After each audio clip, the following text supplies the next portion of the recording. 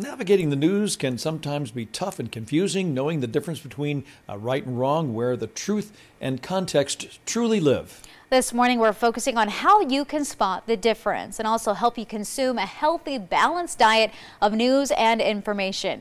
Reporter Joe Bartels spoke with independent experts on the tools you have right at your fingertips. True journalists bring you information so you can make informed decisions.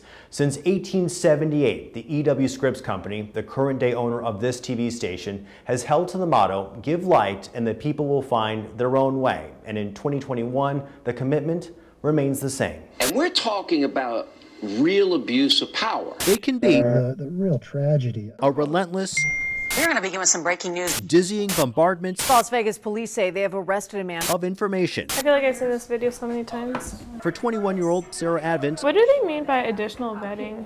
who is studying journalism, her appetite for news and information, Let me ask you, a pandemic raging out of control. and the heaping amounts of it can be overwhelming. At one point, I had to take just a 2-week break where I put away all the notifications just because I definitely internalized the news, and getting so much news constantly was just exhausting me. Let's see.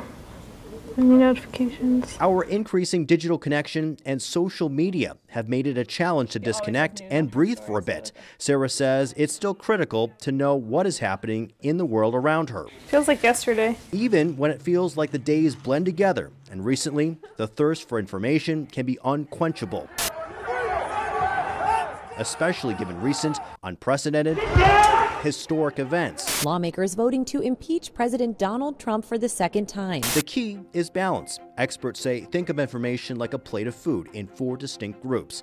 Verifiable facts will call information like protein and vegetables. In another section, misinformation, a salty snack perhaps. Another, disinformation, things that can do major harm over time, such as eating too much fried food or desserts. And lastly, propaganda, which takes many forms from product commercials to political messaging.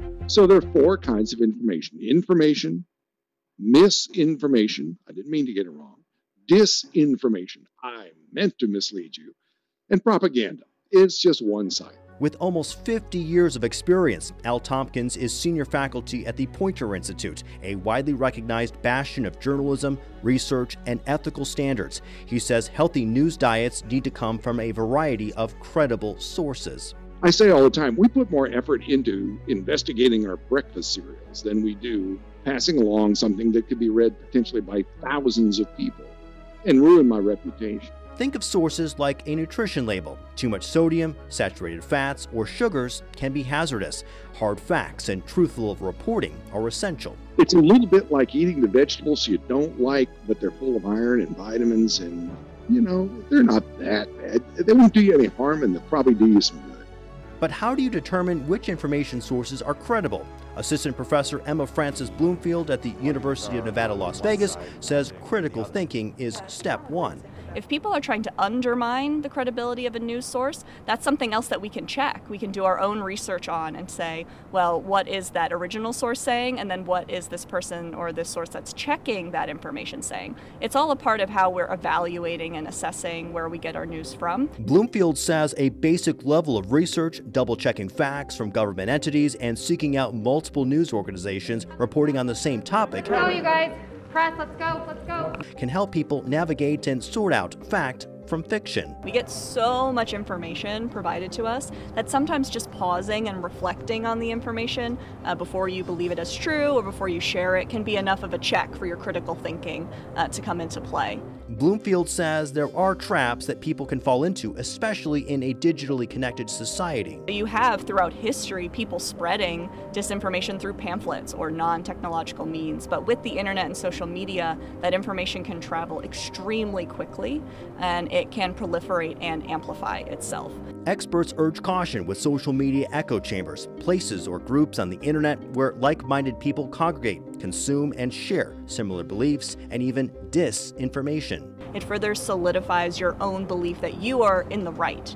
You are correct in what you're consuming because everyone else around you thinks that same way. Experts say it can be tough to figure out what's right and wrong, but truth and journalism will stand the test of time. What do we mean by journalism? And over the years, I've come to think of journalism differently than opinion or information. in this way, and that is a journalist like you would be willing to report something that you personally disagree with, or that Channel 13 would not profit from. In fact, might even be penalized. Because lies are obvious and ugly when set against the light of truth. SARA and her family are watching history unfold, and they think and talk about the information they're getting. Sometimes it's food for thought to digest over dinner. And then that's why when there's riots, it's like a shock. It's like, well, it's not a shock if you've been paying attention. Reading broadly, thinking critically, and taking a moment to digest information and even disconnect for a moment can help people navigate the news. What strategy, if any, do you think helps you the most to navigate the news? So it sounds cheesy, but I took a psychology class, and the first thing we learned was about critical thinking. So pretty much questioning everything. Experts say consuming information from a variety of different media platforms, including TV, print, and online, even reading internationally, is essential to understanding different viewpoints. Joe BARTELS, 13 Action News.